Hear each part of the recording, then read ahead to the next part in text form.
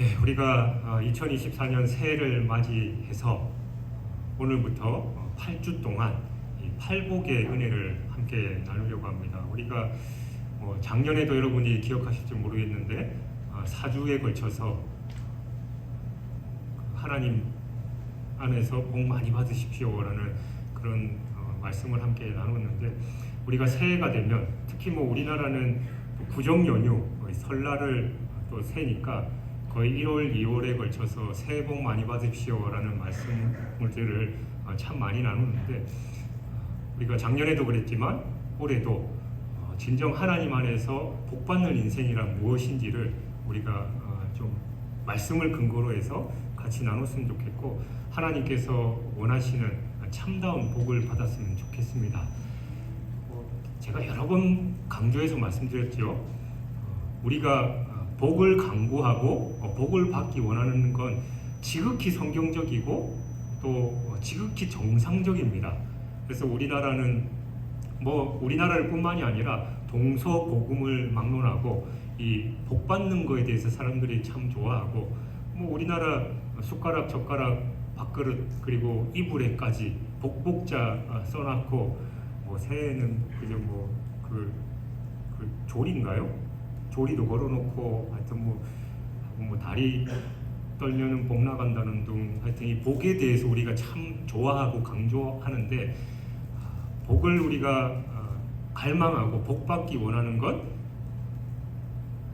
지극히 정상적이고 성경적이다라는 걸 다시 한번 말씀드리고, 오늘 우리가 같이 함께 찬양했던 433장도 복 받기 원합니다 라고 그렇게 찬양을 했는데, 하나님께서 우리 인류 아담과 하와를 처음 창조하시고 인간에게 해주신 첫 번째 행위가 복을 주신 거예요. 그러니까 우리가 이 복을 받기를 바라면서 성경적인 복이 무엇인지를 온전히 알고 정말 하나님의 복 많이 받는 우리 진주중앙교회 공동체가 됐으면 좋겠습니다. 특별히 2024년 100주년을 맞이해서 우리가 이 복을 더 갑절, 아니 100배, 1000배, 만배 받아 누리시길 주님의 이름으로 축원합니다. 우리가 보통 신앙 좋은 사람이다 라고 하면 우리 각자 나름대로 이 어떤 그 그림, 형상을 가지고 있죠. 여러분이 생각하는 신앙 좋은 사람의 이미지, 그 생각은 어떤 겁니까?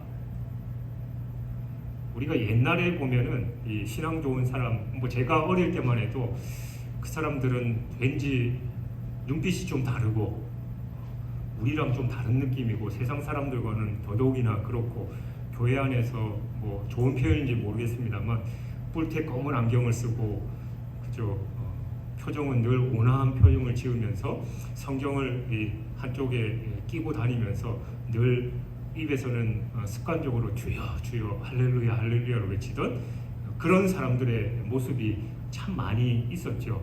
그러니까 어떻게 보면 좀 일반적인 사람들과는 약간 다른 그런 느낌의 사람들을 우리가 신앙이 좋은 사람, 저 사람은 참 신앙 좋은 사람이야 라고 그렇게 많이 얘기를 했는데, 그런 이미지가 오늘날 시간이 바뀌면서 점점점 많이 달라지는 것 같아요. 여러분들 요즘 생각하면 신앙이 좋은 사람, 제가 좀 전에 여러분께 잘 묘사를 해드렸는지는 모르겠습니다만 그런 이미지가 떠오르셔요? 아니면 신앙 좋은 사람 하면 다른 이미지가 떠오르십니까? 별 생각이 없으셔요? 저는 이제 요즘은 별로 그런 얘기를 안 듣습니다만 한참 지금보다 더 젊었을 때 30대 때 이렇게 사역을 하면 처음 보는 사람들이나 아니면 우리 성도들의 가족들을 누군가를 만날 그런 얘기를 하면 우리 목사님이야 라고 누군가 소개하면 거의 열에 8, 9은 저분이 목사님이야 라는 그런 얘기를 많이 들었어요. 그러니까 쉽게 말해서 저 사람은 목사 몽타주가 아니다, 또 다른 일을 하는 사람 같은데 저 사람이 목사냐, 이런 얘기를 참 많이 듣고, 제 자랑 같습니다만 심지어 이제 어떤 권사님의 아들은 이제 미쿡에서 사는 그 아들인데 한번 들어와서 이제 저를 교회에서 만나게 되고, 이제 부모님이 다니는 교회 오잖아요. 그러더니만 이제 그 권사님이 나중에 목사님, 우리 아들이 목사님은 목사님 같은 이미지가 아니라 영화배우 같다고 그런 얘기를 하더라고. 그렇다고 그렇게 대놓고 웃으시면 제가 좀 민망하긴 한데 어쨌든 그러니까 뭐 우리가 흔히 믿음 좋은 사람에 대한 어떤 형상, 그리고 좀 전에 말씀드렸듯이 목사, 목회자 하면 떠오르는 그런 이미지들이 있잖아요. 그러니까 그게 과거에 그랬던 게 점점점 이미지가 많이 달라지는 게 현실입니다. 그러니까 예전처럼 때로는 교회 다니는 사람들, 예전에 저도 어릴 때 그런 얘기 참 많이 들었고 뭐 몇 번 말씀드렸지만 저도 속된 표현으로 찢어지게 가난한 어린 시절을 보냈기 때문에 교회 다니는 사람들 하면 세상 사람들이 늘 하는 말이 교회는 맨날 가난하고 힘들고 어려운 사람들만 그렇게 많냐, 그런 사람들만 모여있냐, 그런 얘기를 참 많이 들었고, 심지어는 다른 종교는 좀 돈 있는 사람들이 다니고 기독교, 이 교회는 힘들고 어려운 사람들이 많다, 그런 얘기까지도 일반적으로 할 만큼 이 교회 다니는 사람들에 대한 이미지가 그랬습니다만 오늘날은 많이 바뀌었죠. 뭐 힘들고 어렵고 또 세상 사람들과 좀 다른 인생을 사는 그런 사람들이 아니라 오히려 교회 다녔기 때문에 하나님의 복을 더 많이 받아서 속된 표현으로 세상에서도 잘 나가고, 그런데 교회에서도 충성봉사 많이 하고 또 뭐 교회 일에 열심히 앞장서면서 성경 공부나 예배 다 참석하고 모범이 되는 그런 사람들로 옛날에 이미 교회 신앙 좋은 사람들의 이미지가 오늘날 차츰차츰 바뀐 게 현실입니다. 예수님 당시에도 마찬가지였어요. 신앙 좋은 사람이다라고 하면 그 당시도 되게 신앙적으로도 뛰어나고 세상적으로도 어떤 지위, 높은 지위, 또 인정받는 그런 성공한 사람들의 이미지가 많이 있었습니다. 그러니까 종교적인 열정이 뛰어나고 그리고 율법도 잘 지키면서 세상적으로도 성공해서 뭐 아주 부자이거나 사회적 지위가 높은 그런 사람들이 신앙 좋은 사람으로 예수님 당시에도 그렇게 생각했습니다. 당시 사람들은 복 있는 사람, 복 받은 사람이다 라고 하면 그런 사람들을 생각했고, 그런 사람들은 쉽게 말해서 이 세상적으로도 복 받고 또 하나님의 천국에서도 복 받는 자들이다 라고 그렇게 여겼습니다. 우리 주변에 보기에도 제가 그 독일에서 이제 사역을 할 때 독일의 그 성도들의 절반 이상이 그 대기업의 주재원들이었어요. 그러니까 그 사람들은 소위 그 한국에서 좋은 대학 나왔고 또 좋은 대기업에 취직해서 그 대기업 중에서도 나름대로 인정받아서 해외 그 주재 상사 주재원으로 나온 사람들이죠. 그러니까 뭐 자기들 얘기 들어보면 자기들은 뭐 0. 몇 % 안에 든대요. 그러니까 이제 그 사람들은 그 해외 주재원으로 가면 이 평상시 일반적으로 사람들이 받는 월급은 그대로 받고 해외이기 때문에 해외에서 수당도 받아요. 그리고 애들 국제학교 비용도 회사에서 대주고 집값도 대줘요. 그러니까 뭐 자기들이 좀 알뜰하게 해서 그 주재원으로 있는 기간이 보통 3년 어간인데, 그러니까 대기업의 주재원으로 있으면 그 사람들은 뭐 수억을 저축한대요.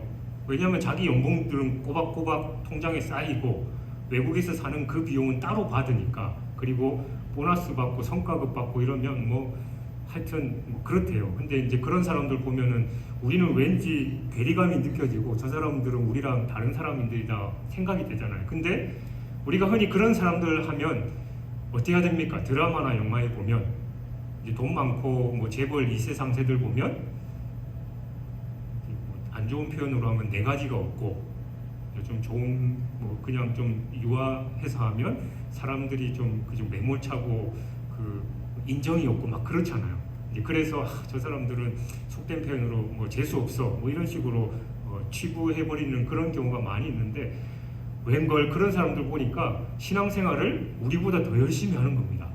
자기 시간을 쪼개가면서 그 해외 출장을 갔다 와서도 교회 일에 더 열심히 하고, 또 자기들 휴가를 쪼개가지고 단기 선교 가고, 그리고 그 업무로 바쁜 사람들이 뭐 제자훈련이나 성경 공부 누구보다도 열심히 참석하고, 그거 끝나고 나면 그 누구보다도 앞장서서 교회 일을 하는 사람들을 봤어요. 그러면서 이제 저는 이제 부교육자였으니까 그 당시에 담임 목사님들이 담임 목사님이 우리 부교육자들을 소위 이제 갈구면서 하는 말이, 야, 저 사람들은 저렇게 바쁜데도 저렇게 열심히 사역하는데 니네들은 목회자가 그거밖에 못하냐고 맨날 뭐라고 하는 거예요. 그러니까 이 사람들은 이 사역의 퀄리티도 높은 데다가 정말 열심히 자기 모든 걸 다해서 하고, 근데 니네들은 목회자로 헌신한 사람이 그거밖에 못하냐. 이제 담임 목사 입장에서 이제 그런 잔소리들을 많이 했는데, 그러니까 잔소리를 듣는 제 입장에서는 야, 저 사람들은 뭐지라는 생각이 드는 거예요. 그러니까 하나님이 저 사람들은 공부 잘하는 머리도 주셨고 좋은 집안에서 태어나기도 하셨고, 그렇다면 이제 좀 네 가지도 없고 재수 없어야 되는데, 신앙도 보니까 그 누가 봐도 정말 착하고 신앙생활도 잘하는 거예요. 하나님, 왜 저 사람들은 축복을 저렇게 몰아주시고 왜 다른 사람들은 그렇지 못합니까? 라는 그런 넋두리를 하게 되는 그런 상황이 됐습니다. 여러분, 그렇다면 반면에 교회를 열심히 하고 또 모든 예배 다 참석하고 그렇게 살아가는 사람들 중에 가정 형편이 어렵고 건강도 안 좋고 자녀들도 어려움을 겪는 그런 사람들도 분명히 있잖아요. 그렇다면 진짜 말 그대로 이 땅에서나 아니면 신앙적으로나 잘 돼 보이고 그런 사람들이 하나님 앞에서 복받은 사람들입니까? 반면에 그렇지 않은 사람들, 신앙생활 저 사람 열심히 하는 것 같은데 뭐 제대로 일도 되는 것 같지도 않고 돈벌이도 시원찮고 그렇다고 건강도 그렇고, 그런 사람들은 하나님으로부터 복을 받지 못하고 신앙생활을 잘못하고 있는 겁니까? 여러분 어떻게 생각하셔요? 양쪽에 극단적인 비유일 수도 있습니다만, 양쪽의 이 두 부류에서 어떤 부류가 진짜 하나님으로부터 복받은 사람들일까요? 대답을 못 하시겠어요? 그러면 현실적으로 저와 여러분 우리 교회에서 보면 아까 얘기했던 정말 누가 봐도 부러워할 만한 그런 사람들이 우리 교회에 있습니까?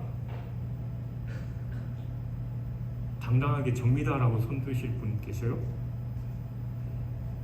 그렇다면 일반적으로 우리가 생각할 때 그런 사람들이 하나님으로부터 복받고 신앙생활 잘하는 거다라고 한다면 부끄러워서 손 안 들으셨던 분들이 있을지는 모르겠습니다만, 그러면 저나 여러분은 신앙생활 잘못하고 있는 거예요? 하나님으로부터 복 못 받고 있는 겁니까? 이 말이 맞다면 뭔가 억울하잖아요. 여러분 진심으로 지금까지 신앙생활 안 해오셨어요?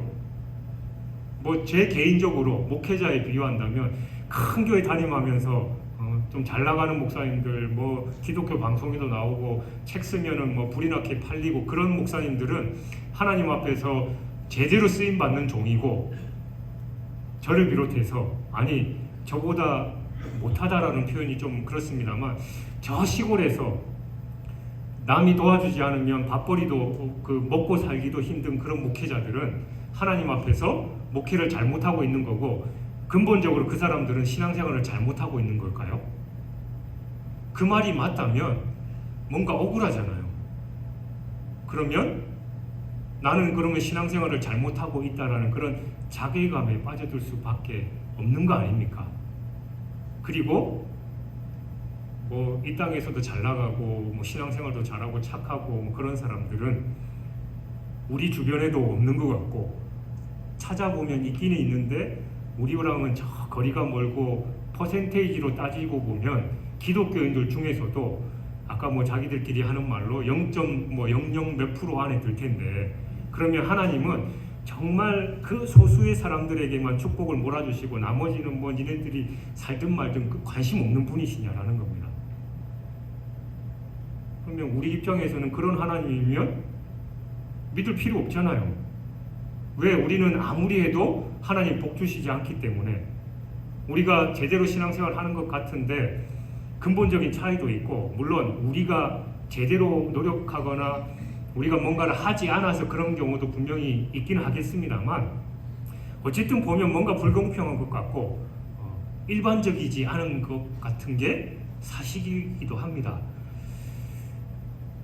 그래서 우리가 이 8주 동안 이 진짜 복이란 무엇이냐, 그리고 하나님 안에서 우리가 진정한 복을 누리는 삶이 무엇인지를 제대로 알고 하나님께서 원하시는 복, 그리고 성경이 말하는 진정한 복을 누리는 저와 여러분이 됐으면 좋겠습니다. 마태복음 5장 7장은 그 유명한 산상설교죠. 산상설교는 말 그대로 예수님이 산에서 하신 설교이기 때문에 산상설교다라고 합니다. 이 산은 흔히 이제 신의 산이라고 해요. 여러분, 신의 산 하면 뭐가 떠오르십니까? 구약 시대에 모세가 하나님으로부터 율법을 받은 산이 신의 산이죠. 근데 그 당시의 분위기는 어땠어요?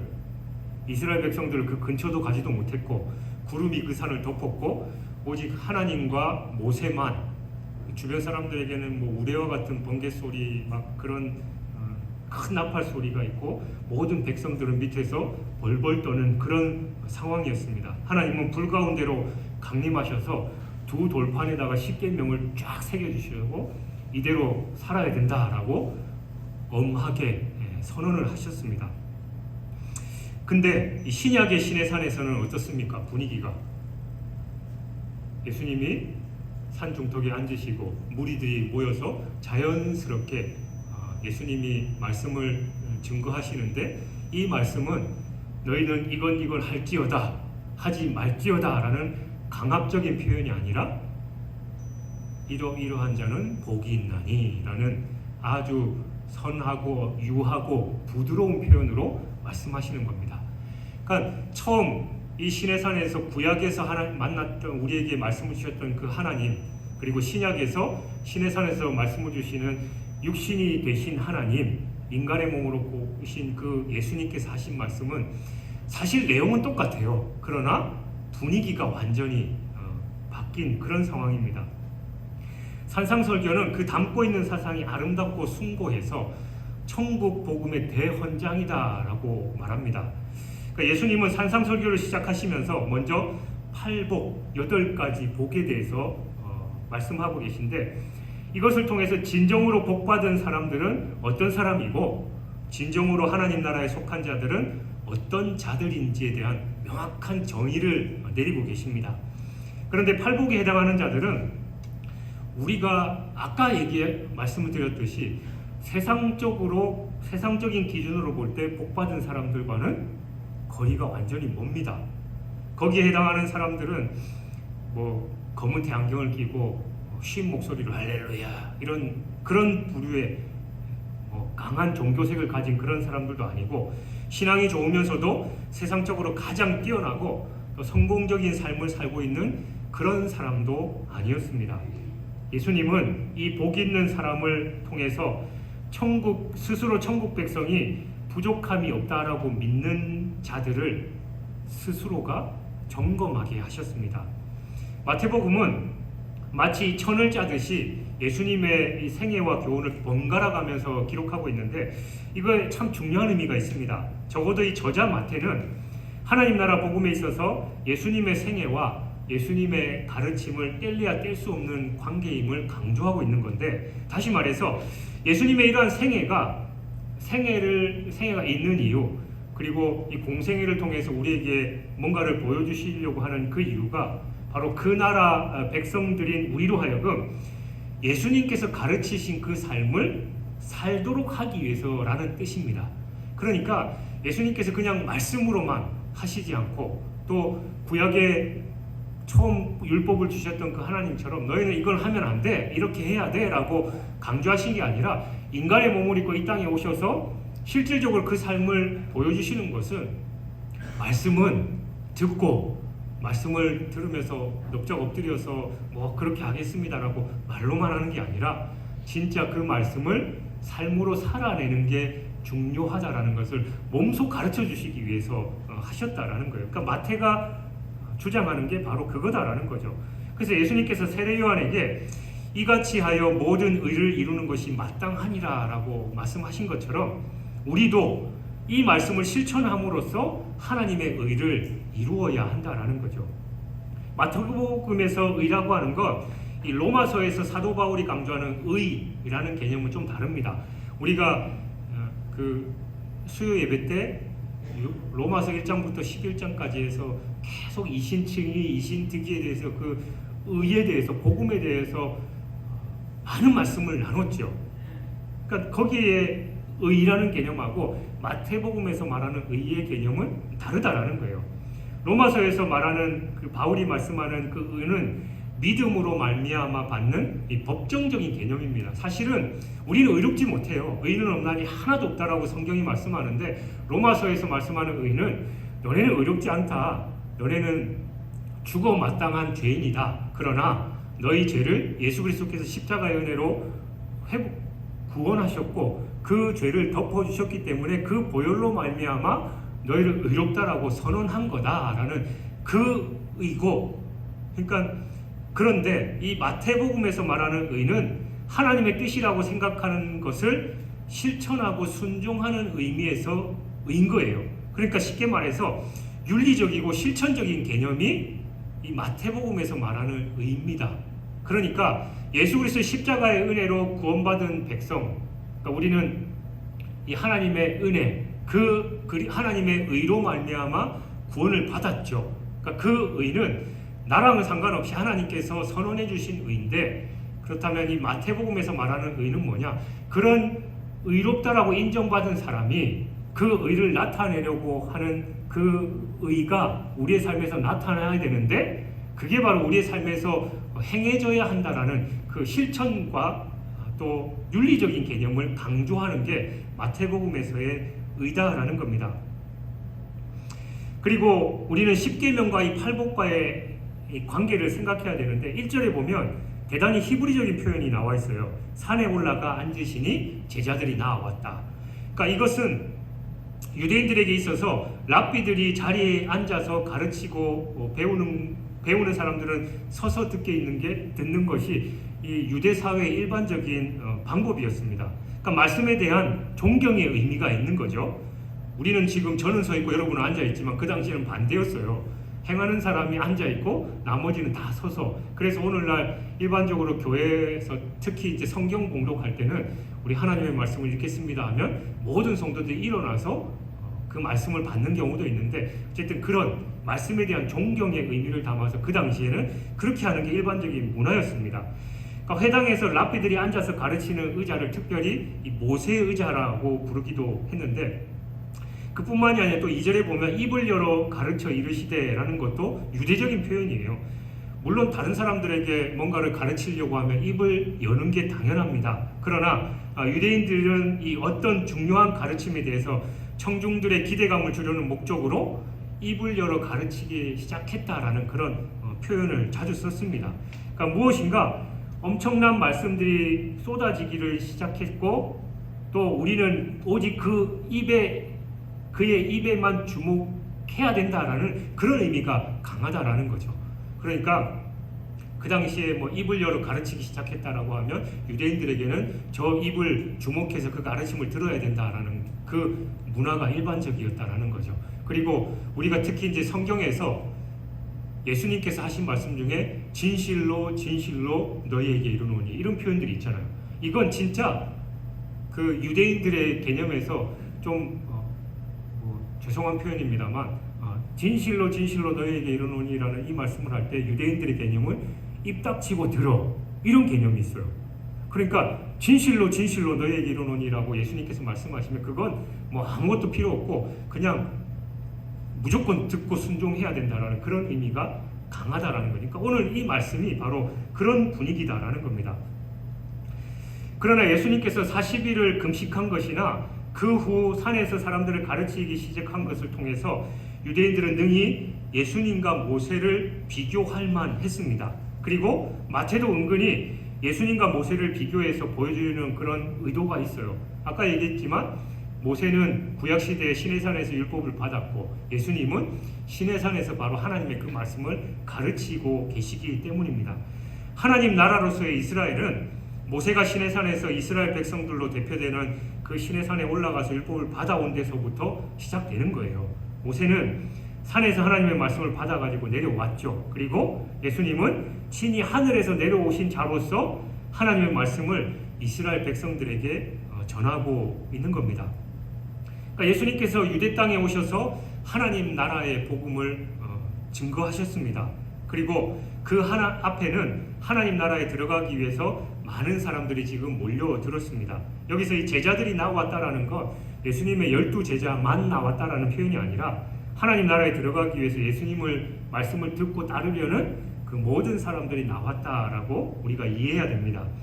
그들에게 예수님께서는 하나님 나라 백성들의 특징을 먼저 제시하십니다. 즉 하나님 나라 백성들은 종교성이 강한 모든 사람이거나 혹은 회당에 열심히 출석하고 있는 그런 사람이라고 말씀하시지 않으셨어요. 바로 여기에 팔복으로 나타나는 특성을 가진 자다. 그게 하나님 나라에 들어가기 합당한 사람, 하나님 나라의 백성으로서의 사는 사람은 이 팔복의 삶을 사는 그런 사람이다라고 말씀하고 계시는 겁니다. 그러니까 아까도 말씀드렸지만 십계명이나 팔복은 같은 거예요. 그러나 또 엄밀한 의미에서 십계명, 팔복은 십계명을 적용하는 거죠. 십계명은 이렇게 해라, 이렇게 하지 마라 라는 걸 구체적으로 실행하는 그런 모습을 표현하는 게 이 팔복인데, 바로 예수님께서 이 팔복의 삶을 사는 사람이 하나님 나라의 백성이고 진정 복받은 삶이다 라고 그렇게 말씀하고 있는 겁니다. 예수님께서 천국 복음을 시작하시면서 이런 자는 복이 있나니 라고 말씀하십니다. 이것은 사람들의 귀를 솔깃하게 만드는 거죠. 왜냐하면 우리 모두는 이 세상에서 진정으로 복받기를 원하고 또 그 복을 누리면서 살기 원하기 때문입니다. 우리는 흔히 이 복이라는 개념을 소유의 양으로 생각할 때가 참 많잖아요. 그래서 얼마나 많은 것을 소유했느냐라는 걸 복으로 따집니다. 물론 일리 있는 표현이죠. 많이 소유하면 많이 누릴 가능성이 있습니다. 그러니까 많이 가진 사람, 돈이든 권력이든 뭔가를 많이 소유한 사람이 복 있는 사람이다라고 우리는 흔히들 생각합니다. 그러나 많은 것을 소유하고 있다고 해서 반드시 많은 것을 누리는 것은 아닙니다. 왜냐하면 그냥 가지고 있기만 한다면 그것이 심리적으로 만족감을 줄 수 있겠지만 그 이상은 결코 아니기 때문이에요. 여러분들, 여러분 통장에 100억이 있다고 생각해 보십시다. 그러면 여러분 마음이 어떠시겠어요? 그죠? 행복할 거 아니에요. 그냥 생각만 해도 통장 그 잔고 찍힌 그 모습만 생각해도 괜히 기분이 좋고. 근데 그렇게만 여러분이 평생 살면 그 통장에 100억이 무슨 의미가 있어요? 물론 심리적인 기쁨과 평안을 누릴 수는 있겠죠. 근데 그 100억을 쓰면 더 많은 기쁨을 누리잖아요. 그것과 마찬가지다라는 겁니다. 우리가 하나님의 말씀, 또 복이라는 걸 우리가 그냥 생각만 하고 좋아하면 아무 의미가 없는 거예요. 그 복을 실질적으로 누리면서 살아야 그 복이 내 것입니다. 미국에서 저희 집사람이 이제 처음에는 제가 일하다가 나중에는 저희 집사람이 한인마트에서 일했는데, 예전에도 한번 말씀드렸잖아요. 그 마트 사장님이 흔히 이제 금손이라고 불리는 분이에요. 그분은 복권이 1등 걸려가지고 그 한인마트도 하고 막 했는데, 그 지역 신문에서 그분을 삶을 이제 취재한다고 하면서 어떻게 해서 복권이 걸렸습니까? 막 이랬는데, 그 취재하면서 산 복권도 또 걸린 거예요.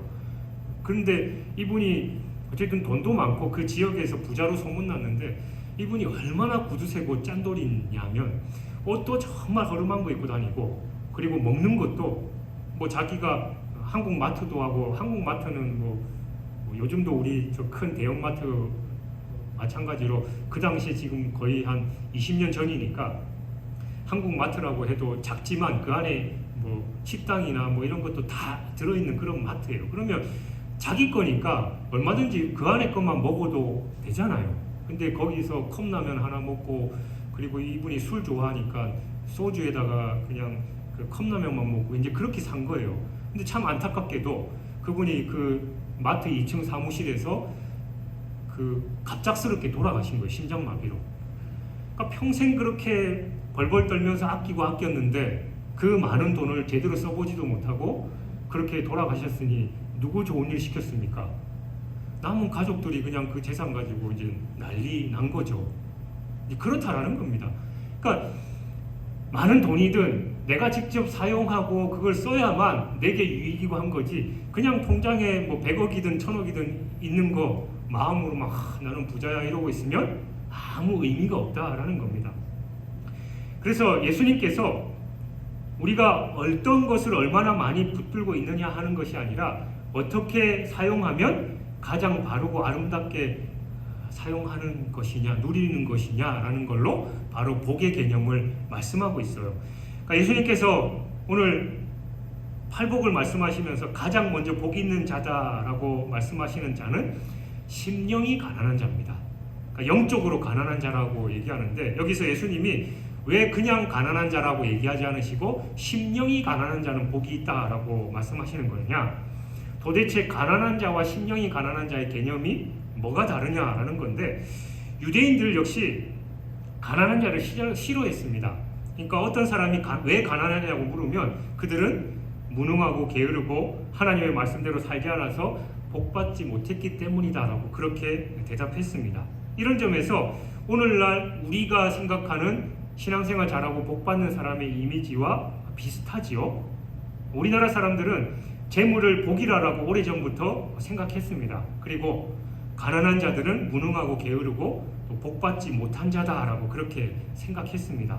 그러니까 예수님께서 말씀하시는 이 심령이 가난한 자라고 하는 것은 재물이 없어서 경제적으로 궁핍한 자나 혹은 이 마음이 심약해서 늘 다른 사람들에게 의존하는 그런 사람을 두고 하시는 말씀이 아니에요. 히브리어의 심령이 가난한 자라고 표현하니 아니라는 단어는 물질적으로 가난한 자라는 그런 의미가 있기는 하지만 그 의미로부터 그 뜻이 변해서 깊은 공분과 곤란 속에서 겸손하게 여호와의 도움을 바라는 사람, 또는 그렇게 함으로써 도움을 얻은 사람들이 스스로 자기를 지칭할 때 사용하는 그런 의미입니다. 그러니까 예수님께서 말씀하시는 심령이 가난한 자다라고 하는 것은 자신의 이 물질적인 궁핍이나 때로는 질병이나 사고 등을 통해서 육체적인 고통 이상의 어떤 것을 본 사람을 말하는 거예요. 그러니까 예를 들어서 어떤 사람이 상당히 유복한 생활을 하고 있었습니다. 그런데 갑자기 어떤 사고를 만나서 그 많은 재산을 다 잃게 됐습니다. 물론 그 많은 재산의 상실이나 갑작스러운 가난이 그의 마음을 대단히 고통스럽게 만들었겠죠. 그런데 그는 그러한 물질적인 상실을 통해서 가난 이상의 문제가 자기 안에 있다는 걸 본 거예요. 그게 바로 다른 게 아니라 하나님 앞에서의 교만입니다.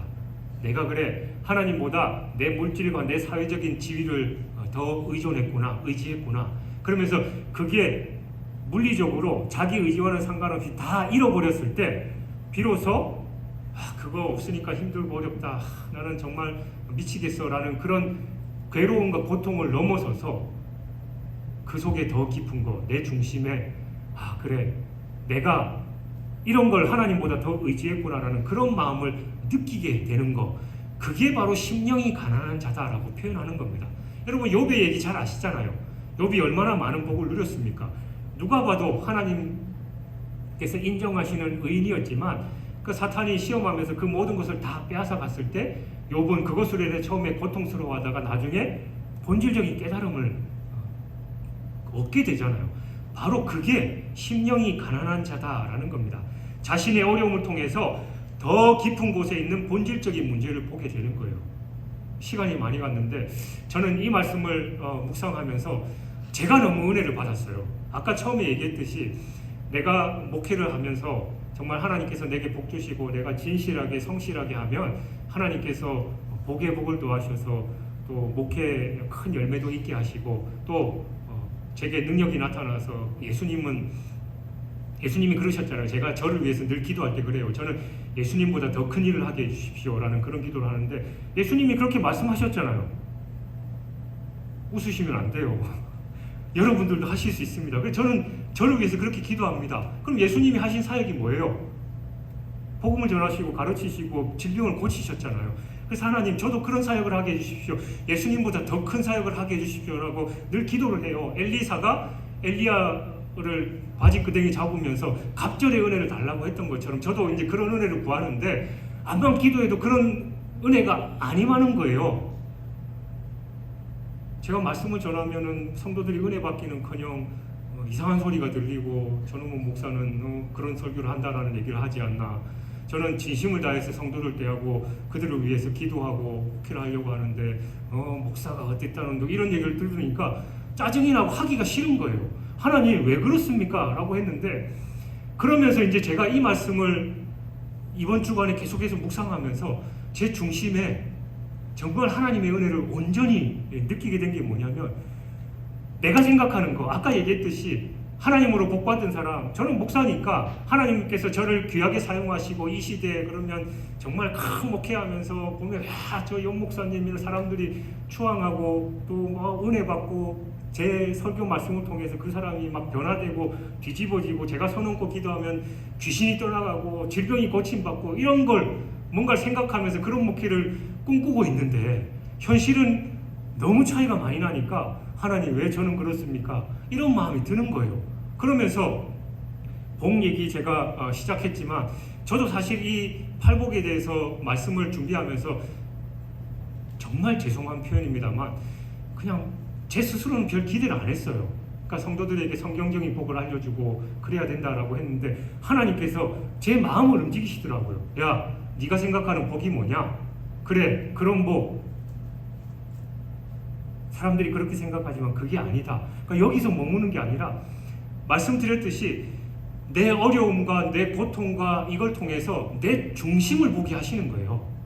그러니까 정말 하나님께서 기뻐하시는 건 뭔가 드러나는 거, 그리고 내가 할 수 없는 거, 내 의지로 할 수 없는 것 때문에 그냥 주저앉아 버리고 하나님 어쩔 수 없습니다, 좀 도와주십시오라는 단순한 이 차원이 아니라 더 깊은 곳을 깨닫게 하시면서 내가 하나님보다 내 능력, 내가 열심히 하고 내가 뭔가를 하면 이룰 수 있다는 그 교만을 깨닫게 하시고 그 교만을 꺾어버리시는 거예요.